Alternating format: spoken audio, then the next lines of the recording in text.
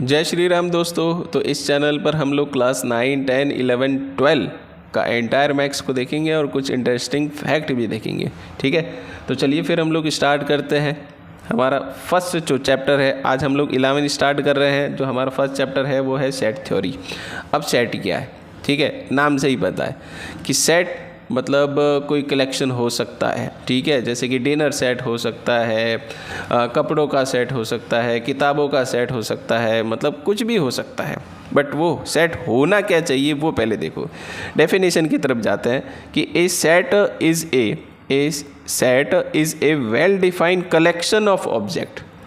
A well defined collection of object. जो हमारे पास collection होना चाहिए ना, वो वेल डिफाइंड होना चाहिए। क्या होना चाहिए? Well defined. जैसे कि अगर मैं आपको बोलूँ, जैसे कि क्वेश्चन ही ले लेते हैं हम लोग, एग्जांपल ले लेते हैं कि odd natural number less than, है ना। Odd natural number less than क्या ले लेते हैं हम लोग? 3 ले लेते हैं। क्या ले लेते हैं? 3 ले लेते हैं। तो या फिर 3 नहीं लेके हम कोई और नंबर ले लेते हैं। सपोज़ नंबर ले लेते हैं हम लोग 10 ले लेते हैं। तो क्या ऑड नंबर का मैं कलेक्शन बना सकता हूँ क्या, जो लेस देन 10 हो? तो हाँ, बना सकते हैं ना। जैसे कि 1 हो गया, 3 हो गया, 5 हो गया, 7 हो गया, 9 हो गया। तो ये सारे के सारे क्या है? ऑड नंबर है। ऑड नंबर तो जानते ही होंगे। ऑड नंबर क्या होता है? जो 2 से डिविजिबल नहीं होता है उसको ऑड नंबर बोला जाता है। ठीक है, तो ये जो वेल डिफाइंड कलेक्शन आया ना, कलेक्शन देखना, कलेक्शन को आप ध्यान से देखना, कलेक्शन क्या है। जैसे कि मैं आपको कुछ एक कलेक्शन लिख के बता रहा हूँ, 0, 1, 3, I, 5, 7, 9, E, O, U। ठीक है, ये हमारे पास कलेक्शन है। ये क्या है? हमारे पास कलेक्शन है। अगर मैं इसका सेट बनाना चाहूँ ना, देखना सेट कैसे बन रहा है। तो सेट अगर मैं एक बनाना चाहूँ इसके अंदर से, तो IEOU एक चीज़ बन रहा है, और इसके अंदर एक और ले लेते हैं हम लोग, ए और ले लेते हैं, यहाँ पे ए ले लेते हैं। ठीक है, तो AEIOU अगर इसको गौर से देखें तो ये तो वॉवेल्स है। ये क्या है? वॉवेल्स है। ठीक है, और नंबर्स की अगर हम लोग देखें, नंबर्स में क्या क्या है? नंबर्स में इस 0 को हम लोग हटा देते हैं, तो 1 है, 3 है, 5 है, 7 है, 9 है। तो 1 है, 3 है, 5 है, 7 है, 9 है। ठीक है, तो ये अगर देखें तो ये तो ऑड नंबर है। ये क्या है? ऑड नंबर है। वो भी क्या है? लेस देन 10 है। वो भी क्या है? Natural number. अगर हम लोग देखें ना, नेचुरल नंबर काउंटिंग स्टार्ट कहाँ से होती है? वो 1 से स्टार्ट होती है। तो लेस देन 10 के जो ऑड नंबर है ना, वो यहाँ लिखे हुए हैं। तो जो मैंने कलेक्शन है ना, इस कलेक्शन से क्या बनाया है? सेट बनाया। तो every set is a collection, है ना। मतलब जितने भी सेट होंगे ना, उसको कलेक्शन बोलेंगे। बट इसका वाइसा वर्सा ट्रू नहीं है। इसका वाइसा वर्सा क्या है? ट्रू नहीं है। ये हमारा कलेक्शन है। ये किसका कलेक्शन है? तो वोवेल्स का कलेक्शन है। ये कलेक्शन है तो किसका कलेक्शन है? तो ऑड नंबर्स का कलेक्शन है ना। बट ये जो है, ये हमारा, ये भी है, कलेक्शन ही है, बट ये सेट नहीं है, क्योंकि इसमें कुछ ऑड नंबर भी आ रहे हैं, कुछ वोवेल्स भी आ रहे हैं। तो ये वेल डिफाइंड नहीं है। देखो, मैंने वेल डिफाइंड का आपको मीनिंग बताया कि ये वेल डिफाइंड नहीं है। तो जितने भी सेट है ना, उसको कलेक्शन बोलेंगे, बट इसका वाइसा वर्सा ट्रू नहीं होगा। कलेक्शन को हम सेट नहीं बोल सकते, उसके अंदर से ज़रूर आ सकते हैं। अब जैसे कि हम किसी दुकान में जाते हैं हम लोग, ठीक है, तो दुकानदार मतलब कपड़ों की शॉप पे चले गए और बोला कि चलिए हमें कुछ पैंट्स वगैरह बताइए, मतलब बॉयज़ के लिए बताइए कि कुछ बताइए हमें, कोई आपके पास कलेक्शन है। तो वो बोलेगा कि आपको क्या चाहिए? मेरे पास शर्ट का भी कलेक्शन है, मेरे पास टी शर्ट का भी कलेक्शन है, मेरे पास जीन्स का भी कलेक्शन है, मेरे पास सब कलेक्शन पड़ा है, आपको क्या चाहिए? तो वो एक देखो, इन्होंने जो कलेक्शन बोला है ना, वो एक इंडिविजुअल कलेक्शन। इनका शर्ट का अलग से कलेक्शन होगा, टी शर्ट का अलग से कलेक्शन होगा, इनके पास जीन्स का अलग से कलेक्शन होगा। तो उनके सेट बना के रखे होंगे। उनके क्या बना के रखे होंगे? सेट बना के रखे होंगे। ठीक है, अगर इनको साथ में मिक्स कर दिया जाए तो पूरा का पूरा एकदम कलेक्शन हो जाएगा। ठीक है, तो सेट को तो मैं कलेक्शन बोल सकता हूँ, बट कलेक्शन को सेट नहीं बोल सकता। इसमें थोड़ा सा कंफ्यूजन रहेगा, तो ये कंफ्यूजन नहीं होना चाहिए। ठीक है, ये मैं थोड़ा डिटेल में, क्योंकि सेट थ्योरी मोस्टली कोई लोग डिटेल में पढ़ाता नहीं, मैं आपको डिटेल में पढ़ा रहा हूँ बहुत अच्छे से, इसलिए कवर करिएगा। ठीक है, तो चलते हैं हम लोग। तो सेट आपको डेफिनेशन पता चल गई कि वेल डिफाइंड क्यों बोलते हैं इसको, well defined collection of object होना चाहिए, है ना। जैसे कि एक और एग्जांपल ले लेते हैं कि the river of India. The river of India, क्या इंडिया में जितनी भी नदियाँ हैं, क्या इनका मैं कलेक्शन बना सकता हूँ? हाँ, कलेक्शन बना सकते हैं। सबके नाम हम लोग जान सकते हैं, सबके नाम दे रखे हैं, गंगा, यमुना, सरस्वती। तो ये सारे के सारे कलेक्शन में बन सकते हैं। ऐसा कोई भी नहीं है जो डिफाइंड नहीं है, सारे के सारे वेल डिफाइंड है। Vowels in the English alphabet, हाँ, इंग्लिश अल्फ़ाबेट के भी तो हम वॉवेल्स बना सकते हैं ना। AEIOU, AEIOU, इस तरीके से। यही है ना, ये हमारा क्या है, ये हमारा सेट है, वो भी वेल डिफाइंड है। क्लियर है? ठीक है, ये क्लियर हो चुका होगा। अब नेक्स्ट क्या है कि इसको रिप्रेजेंट किस तरीके से करते हैं। सेट को जो है ना, सेट को हम रिप्रेजेंट करते हैं कैपिटल लेटर से। सपोज जैसे कि ये है, ये वॉवेल्स है, इसको क्या लिखेंगे, ऐसे कैपिटल लेटर में लिखेंगे। और एक कर्ली ब्रेसेस, ये कर्ली ब्रेसेस बनाया है और इसको कर्ली ब्रेसेस में हम लोग ऐसे रिप्रेजेंट करते हैं। ठीक है, सेट को हम लोग कैपिटल लेटर से डिनोट करते हैं और जिसके अंदर जो हम लोग लिखते हैं ना, इसको बोला जाता है एलिमेंट, या फिर इसको ऑब्जेक्ट भी बोल सकते हैं, है ना, या फिर इसको आप मेंबर भी बोल सकते हैं। ये मेंबर भी है, एलिमेंट भी है, ऑब्जेक्ट भी है। और अंदर जो भी लिखे गए हैं ना, वो कैपिटल लेटर में, स्मॉल लेटर में लिखे जाते हैं। किसमें लिखे जाते हैं कि स्मॉल लेटर में लिखे जाते हैं। कभी कभार कैपिटल लेटर भी यूज़ हो ही जाता है, ऐसा कोई दिक्कत वाली बात नहीं है। बट इसको डिनोट जो किया जाता है ना, वो कैपिटल लेटर से डिनोट किया जाता है। Capital A, capital B, capital X, capital Y, इस तरीके से डिनोट किया जाता है। और ये कर्ली ब्रेसेस है। ये क्या है, कर्ली ब्रेसेस है। तो कर्ली ब्रेसेस के अंदर लिखा जाता है सेट को।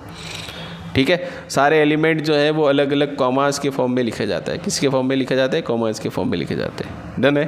क्लियर है? तो चलिए फिर हम लोग आगे चलते हैं। कुछ एग्जांपल्स भी देख लेते हैं कि the collection of honest person in India, क्या उनका कलेक्शन बना सकते हैं ऑनेस्ट पीपल का? ऑनेस्ट पीपल का देखो, मेरी नज़र में वो ऑनेस्ट हो सकता है, आपकी नज़र में कोई भी और ऑनेस्ट हो सकता है। तो ऑनेस्ट वर्ड यूज़ किया है ना इसने, ऑनेस्ट वर्ड, तो ये सेट के अंदर नहीं आएगा कि वो मेरे लिए तो वो ऑनेस्ट है, वो आपके लिए ऑनेस्ट हो या ना हो वो बात अलग है। तो ये सेट के अंदर नहीं आता है। ठीक है, the collection of all prime number between 14 और 15, क्या प्राइम नंबर का कलेक्शन बना सकता हूँ 14 और 15 के बीच में? हाँ, बना सकते हैं ना। वो तो जो मैं बनाऊँगा वो आपके लिए भी वही होने वाला है प्राइम नंबर, और जो आप बनाएंगे वो मेरे लिए भी वही होने वाला है। तो वो वेल डिफाइंड है। वो क्या है? वेल डिफाइंड है। तो इसका मतलब वो सेट के अंदर आता है। ठीक है, अब सेट को जो है ना वो दो टाइप में रिप्रेजेंट किया गया है, दो तरीके से, दो मेथड है उसके। एक तो है, पहला तो है रोस्टर फॉर्म है इसका, इसको टेबुलर फॉर्म भी बोलते हैं। इसको क्या बोलते हैं? टेबुलर फॉर्म भी बोलते हैं। और दूसरा जो है वो सेट बिल्डर फॉर्म का है, और इसको प्रॉपर्टी मेथड भी बोलते हैं हम लोग। इसको क्या बोलते हैं? प्रॉपर्टी मेथड भी बोलते हैं। सॉरी। ठीक है, तो सबसे पहले बोलते हैं रोस्टर फॉर्म, इसको टेबुलर फॉर्म भी बोलते हैं। अब रोस्टर फॉर्म क्या है? अभी जस्ट हमने जो लिखा है ना, जैसे कि ये AEIOU लिखा है, ये रोस्टर फॉर्म में ही है।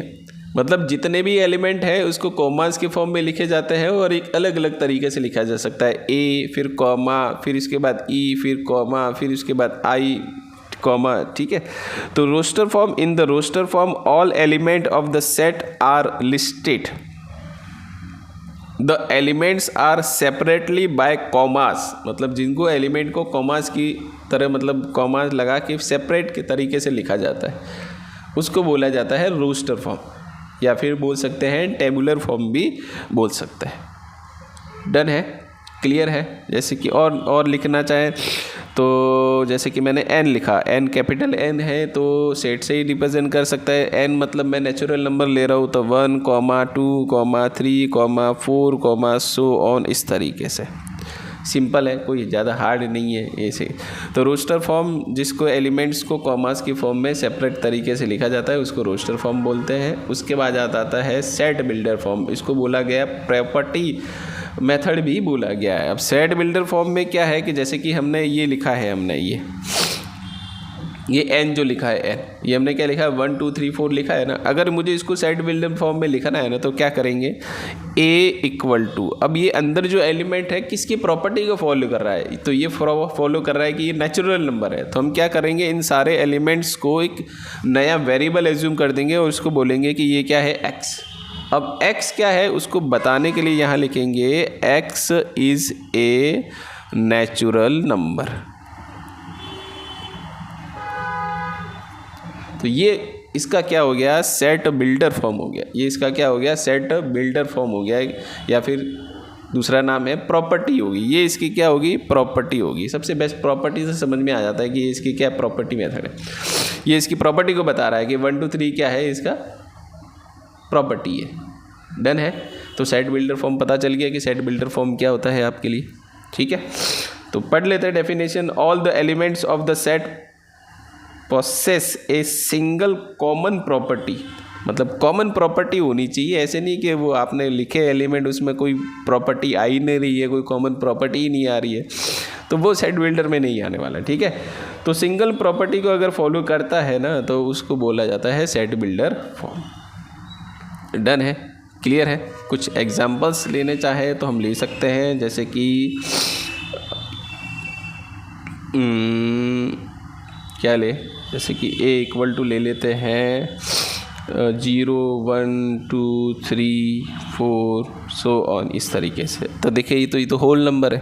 क्या है, होल नंबर है। तो आप नया वेरिएबल एज्यूम कर लो, है ना। इसको अगर सेट बिल्डर फॉर्म में लिखना चाहो तो एक नया वेरिएबल एज्यूम कर लो। इसको मैंने सपोज मान लिया y, सच दैट, ये सच दैट का साइन है। सच दैट का साइन ऐसे भी लिखा जा सकता है और सच दैट का साइन ऐसे ये ऑब्लिक करके भी लिखा जा सकता है। ठीक है, तो सच दैट, अब y क्या है, होल नंबर है, तो यहाँ लिखेंगे y is a whole number. y is a whole number. ठीक है, clear. Set builder roster form. अब इसके कुछ इंपॉर्टेंट पॉइंट्स को हम लोग डिस्कस कर लेते हैं। In a roster form listing order of the element in the, मतलब वही है ना, रोस्टर फॉर्म को अलग अलग तरीके से लिखा जाता है, वही सारी चीज़ें इसमें बोली गई है। ठीक है, the dots at the end tell us that set continue indefinitely, मतलब अगर आपको इनफाइनाइट तक लिखना है, यहाँ पे इनफाइनाइट लिखना चाहिए, तो इनडेफिनेट कैसे लिखा है, मतलब अगर आप कोई भी सेट लिख रहे हैं, जैसे कि नेचुरल नंबर लिखा 1 2 3 4 ऐसे सो ऑन तक लिखा है ना, तो अगर ऐसे डॉट डॉट रिप्रेजेंट कर रहा है ना, इसका मतलब ये है कि ये कंटिन्यूस चलता जा रहा है ना। वो कहाँ तक चलता जा रहा है, इनफाइनाइट तक चलता जा रहा है। ये कहाँ तक चलता जा रहा है, इनफाइनाइट तक चलता जा रहा है। All the elements has to be distinct. ठीक है, अच्छा, एलिमेंट को है ना एकदम डिस्टिंक्ट लिखा जाना चाहिए, मतलब कोई भी एलिमेंट रिपीट नहीं होना चाहिए सेट के अंदर, पहली बात होना चाहिए। जैसे कि लिखा है 2 5 4 7, फिर लिखा 2, फिर लिखा 3, फिर लिखा 5, है ना। तो इस तरीके से लिखेंगे ना तो ये गलत है। ये क्या है, गलत है। कोई भी एलिमेंट जो है ना वो रिपीट नहीं होते इसके अंदर। हाँ, ऑर्डर कुछ भी हो सकता है, वो चलेगा, बट एलिमेंट रिपीट नहीं होनी चाहिए उसके अंदर, है ना। जब भी आप सेट को लिखते हैं ना तो उसके अंदर कोई भी एलिमेंट रिपीट नहीं होना चाहिए। एक एलिमेंट एक ही बार आएगा, एक एलिमेंट एक ही बार आएगा। क्लियर है, ठीक है। कुछ इम्पॉर्टेंट नोटेशन भी है, वो भी आपको पता होने चाहिए। बिलोंग्स टू, ये बिलोंग्स टू का सिंबल है। नॉट बिलोंग्स टू का मतलब इसके ऊपर इस तरीके से ये आप लाइन ड्रॉ कर देंगे। ठीक है, ये सच दैट का साइन है। ठीक है, फिर उसके बाद देयर एग्जिस्ट, मतलब देयर एक्सिस्ट, तो मतलब देयर एक्सिस्ट का मतलब अभी क्वेश्चन आएगा तो मैं आपको समझा दूंगा कि वो उसके अंदर से बिलोंग करता है। ठीक है, क्लियर है। इम्प्लाई दैट, ये इम्प्लाई दैट का सिंबल है। For all values, for all value मतलब ए को उल्टा करके इस तरीके से लिख दीजिए, मतलब सारी वैल्यू इसके अंदर इंक्लूड हो गई। ठीक है, ये है इफ़ एंड ओनली इफ़, ये इसको बोला जाता है इफ़ एंड ओनली इफ़। मतलब इफ़ एंड ओनली इफ़ का मतलब कि ये इधर और इधर दोनों तरह अप्लाई होगा। इधर और इधर क्या हो जाएगा, दोनों तरफ होगा, मतलब दोनों तरफ से ट्रू होगा, दोनों तरफ से क्या हो जाएगा, ट्रू। अब ये आएंगे तो पता चलेगा, तब हम इसको और ज़्यादा अच्छे से पढ़ेंगे। ठीक है, क्लियर है। तो चलिए नेक्स्ट क्वेश्चन की तरफ चलते हैं। इसको ये जैसे कि ये सेट बिल्डर फॉर्म में लिखा हुआ है, सॉरी रोस्टर फॉर्म में लिखा है, इसको सेट बिल्डर फॉर्म में लिखते हैं कि इसको सेट बिल्डर फॉर्म में कैसे लिखते हैं। तो क्या लिखा हुआ है 1 4 9 16 25, ये कोई कॉमन प्रॉपर्टी फॉलो कर रहा है क्या? अगर आप इसको गौर से देखेंगे ना तो ये 1 है तो 1 का स्क्वायर है, ये है 2 का स्क्वायर है, ये है 3 का स्क्वायर, ये 4 का स्क्वायर, ये 5 का स्क्वायर, ऐसे कंटिन्यू चलता जा रहा है। ठीक है, तो ये कॉमन प्रॉपर्टी फॉलो कर रहा है। तो हम क्या लिख देंगे कि a इक्वल टू x,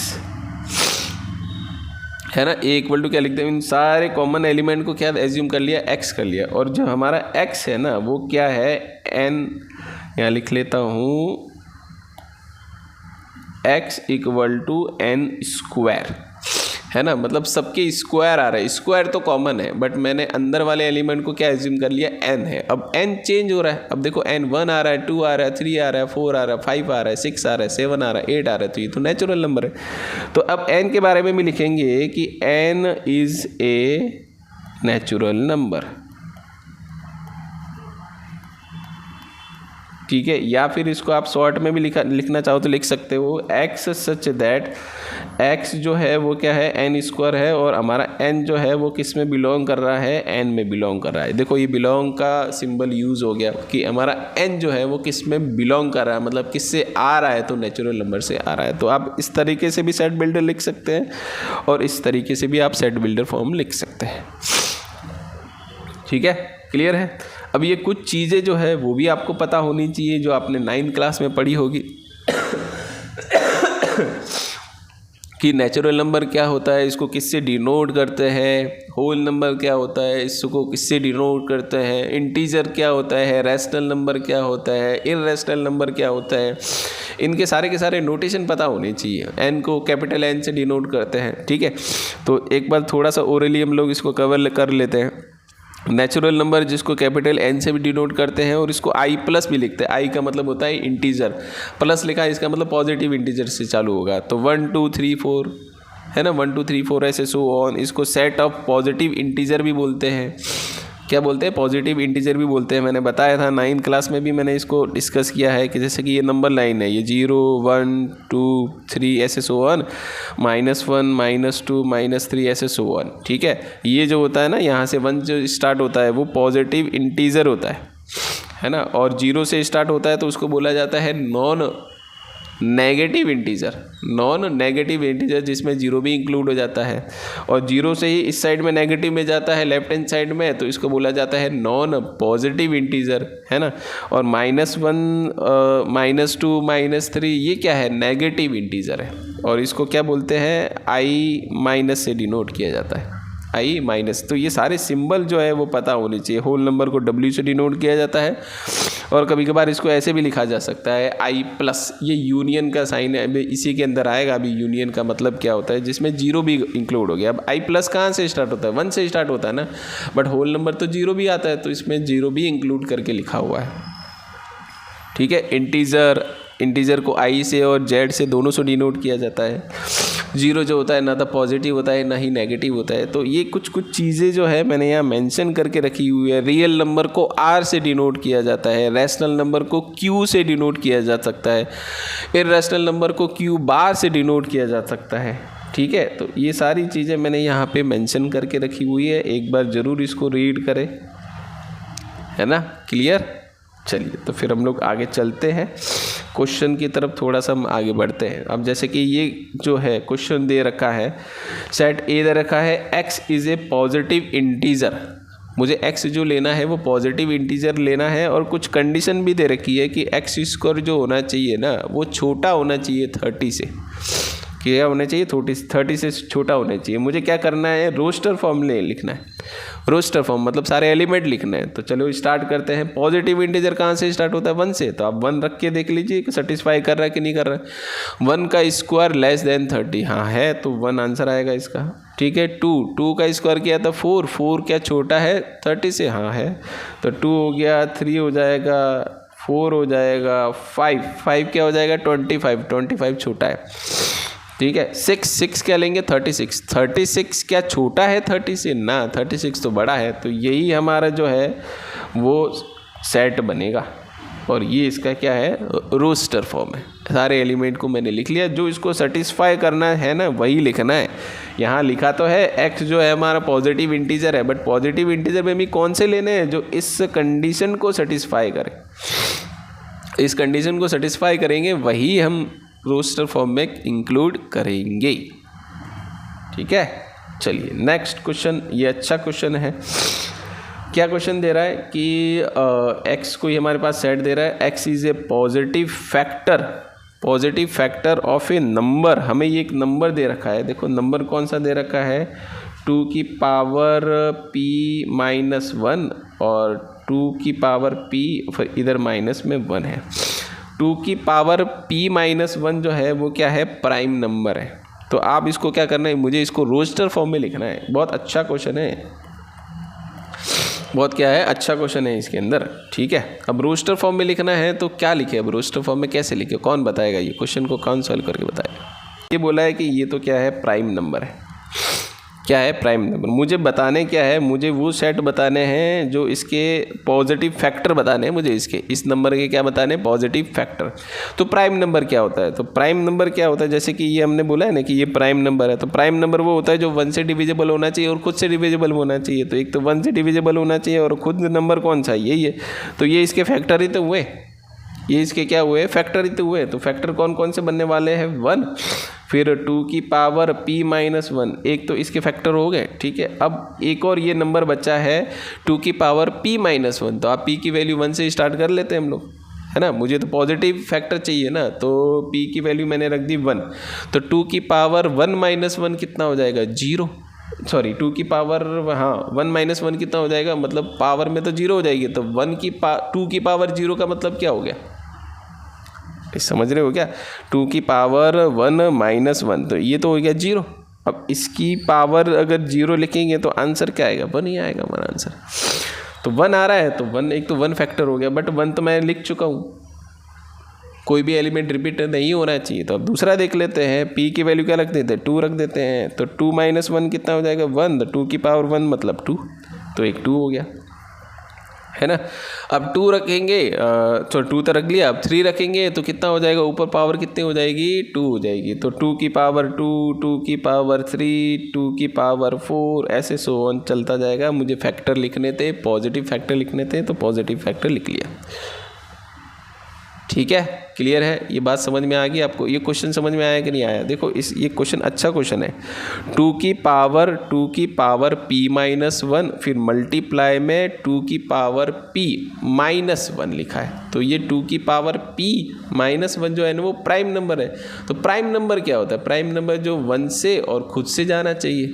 तो 1 से और खुद से चला गया ये, तो वो एक तो 1 होगा इसका फैक्टर और एक खुद फैक्टर होगा। अब 2 की पावर p-1 बचा, अब p की वैल्यू रखते जाओ, 1 से स्टार्ट करते जाओ। 1 रखा तो 1 बन गया, 2 रखा तो 2 बन गया, है ना। 3 रखा तो 2 की पावर 2 बन गया। तो ये सारे फैक्टर मैंने इसके लिख दिए। ठीक है, तो आज हमने जो है वो इंट्रोडक्शन किया है सेट का।